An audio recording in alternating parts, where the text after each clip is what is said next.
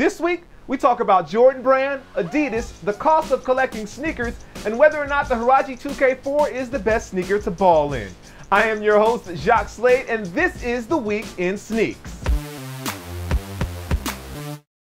There is seemingly no stopping the Nike Air Foamposite 1 in its latest retro release craze. Nike Sportswear has released the shoe over the last couple of years, and each colorway seems to get better and better. Up next, or actually for December, we have the model in a black and stealth colorway. Black takes over the upper, while stealth gray stays all over the Foamposite's outsole. Now these are set to release on December 26th, which means you're going to have some very interesting decisions to make this holiday season. Collecting sneakers is an expensive habit, and you can ask any longtime collector and they'll tell you they have a few secrets that they like to use in order to help lighten the load on the wallet.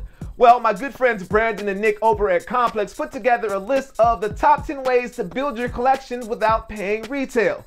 Well, since some of these secrets are out, I'll go ahead and be honest and tell you that number 7 and number 4 have saved me on more than one occasion. And in Jordan Brand news this week, it was announced that the Nike subsidiary had acquired the services of Oklahoma City Thunder point guard Russell Westbrook. Now, for those that follow George in his Kicks on Court column, you know that Russell was seen rocking quite a few Hyperfuse kicks last season. However, he also was seen rocking quite a few Jordan kicks this summer. Either way, we are definitely anxious to see what Russell's going to bring out of that Jordan Brand bag this new season. Adidas also made it into the news this week, and let's start off with Ricky Rubio, who signed a long-term deal with the company. Now, the exact details of the deal were not disclosed. However, you can look forward to seeing Rubio rocking the 3 stripes for quite a while. Next up, we have the D-Rose 3 Chicago Fire Department colorway, which dropped this week also, and that was $180. Now that's the electric colorway that you saw last week. And finally, a bit more D-Rose 3 news. The model hit My Adidas this week. This allows you to customize the colors and material of the D-Rose 3 any way that you like. Now there's been rumors and talk about this, but things got extra official this week when Li-Ning, who was actually a gold medalist from the 1984 Olympics, and Dwayne Wade took the stage this week in China and announced their collaboration.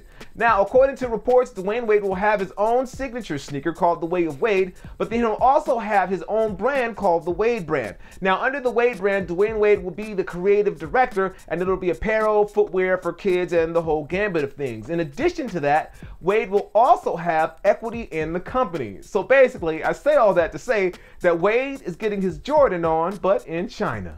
Last week, I wanted to know which player had the best signature sneaker that you can actually play in. Well, as always, you guys were on point, and here are a few of your responses. The first one is from Joshua Santos.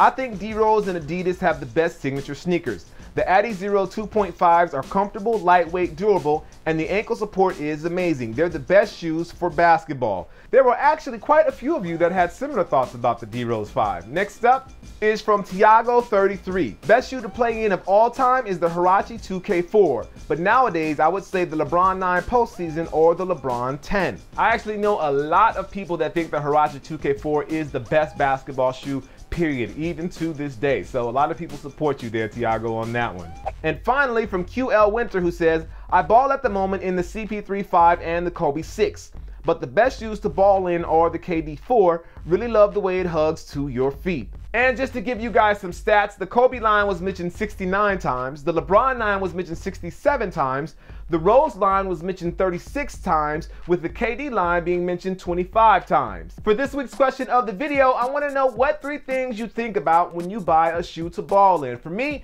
it's comfort, durability, and price, but those are mine and I want to know yours. Let me know down in the comments, and as always, I'll read your responses next week. Well, that's going to do it for the Week in Sneaks. I am your host, Jacques Slade. If you haven't already, make sure you like, favorite, share this video. Sharing is caring, and it definitely helps us out. And also make sure you subscribe. We do a ton of dope stuff on this channel. Have you seen the Kicks on Court with George Keel? Look for those to come back at the beginning of the NBA season. And just recently, Matt posted a video on Nike ID and the Nike LeBron 10.